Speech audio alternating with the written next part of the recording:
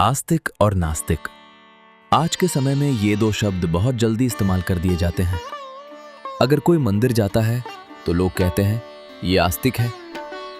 अगर कोई सवाल पूछता है तो तुरंत कहा जाता है ये नास्तिक है। लेकिन क्या भारतीय दर्शन में इन शब्दों का अर्थ इतना छोटा था? नहीं।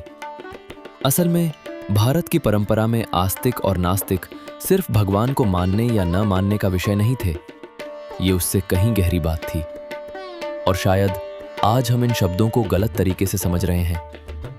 भारतीय दर्शन में आस्तिक वो था जो वेदों की प्रामाणिकता को स्वीकार करे, और नास्तिक वो जो वेदों को अंतिम प्रमाण न माने। ध्यान दीजिए, यह कहीं भी भगवान को मानना मुख्य शर्त नहीं थी।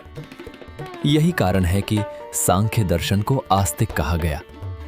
हालांकि प्रारंभिक सांख्य में ईश्वर की भूमिका बहुत सीमित थी, और दूसरी तरफ बौद्ध तथा जैन दर्शन को नास्तिक कहा गया, जबकि वे गहरी आध्यात्मिक परंपराएं थीं। तो भारतीय संदर्भ में नास्तिक का अर्थ अधर्मी या बुरा नहीं था। यह केवल एक दार्शनिक वर्गीकरण था। लेकिन समय के साथ इन शब्दों का अर्थ बदलने लगा। समाज ने इन्हें भावनात्मक बना दिया।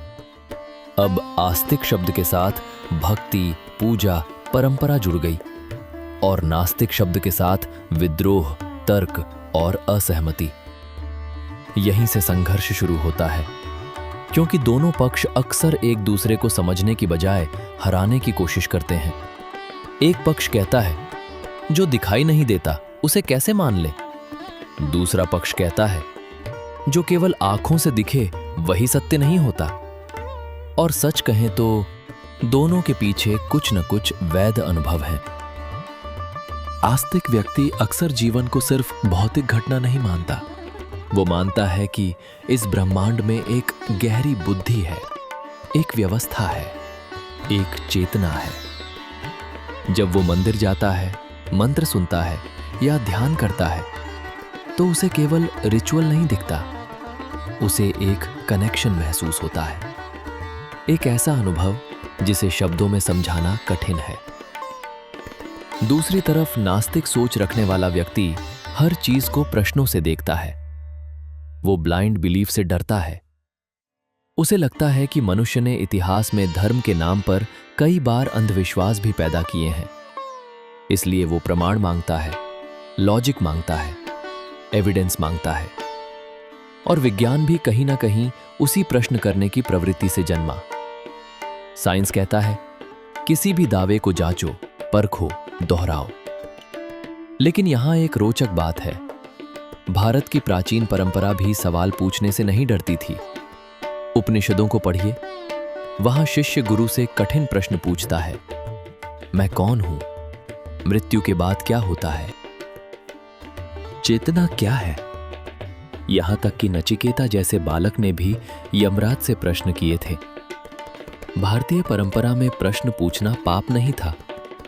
असल समस्या तब शुरू होती है जब कोई पक्ष सिर्फ अपने अहंकार को बचाने लगे, जब आस्तिक व्यक्ति हर सवाल को अपमान समझने लगे, और जब नास्तिक व्यक्ति हर आध्यात्मिक अनुभव को मूर्खता समझने लगे। तब संवाद समाप्त हो जाता है। विज्ञान और अध्यात्म का संघर्ष भी कई बार ऐसा ही बन जाता है। लेकिन क्या वास्तव में दोनों एक दूसरे के शत्रु हैं? जरूरी नहीं। साइंस बाहरी संसार को समझता है, स्पिरिचुअलिटी भीतरी संसार को। साइंस पूछता है ये ब्रह्मांड कैसे काम करता है, और अध्यात्म पूछता है जो इसे देख रहा है वो कौन है। एक माइक्रोस्कोप से आप कोशिका देख सकते हैं, लेकिन प्रेम, भय, शांति या आत्म अनुभूति को केवल माइक्रोस्कोप से नहीं मापा जा सकता। इसका अर्थ ये नहीं कि वे अस्तित्व में नहीं हैं। और यही कारण है कि आज दुनिया के कई वैज्ञानिक भी चेतना पर शोध कर रहे हैं। मेडिटेशन पर रिसर्च हो रही है, माइंडफुलनेस पर स्टडीज हो रही हैं। धीरे धीरे विज्ञान भी समझ रहा है कि मनुष्य केवल शरीर नहीं है, उसके अनुभव भी महत्वपूर्ण हैं। लेकिन इसका अर्थ ये भी नहीं कि हर दावा सत्य है। भारतीय दर्शन ने भी अंधविश्वास को स्वीकार नहीं किया। चार्वाक दर्शन ने खुलकर कहा, जो प्रत्यक्ष है उसी को मानो। बुद्ध ने कहा, मेरी बात भी सिर्फ इसलिए मत मानो क्योंकि मैं कह रहा हूं। सोचिए, ये कितनी परिपक्व सभ्यता थी जहां अलग अलग विचार साथ अस्तित्व में रह सकते थे। आस्तिक, नास्तिक, योगी, बौद्ध, जैन, तांत्रिक सभी इस भूमि पर संवाद कर रहे थे। शायद भारतीय संस्कृति की शक्ति यही थी, एक रूपता नहीं बल्कि विविधता।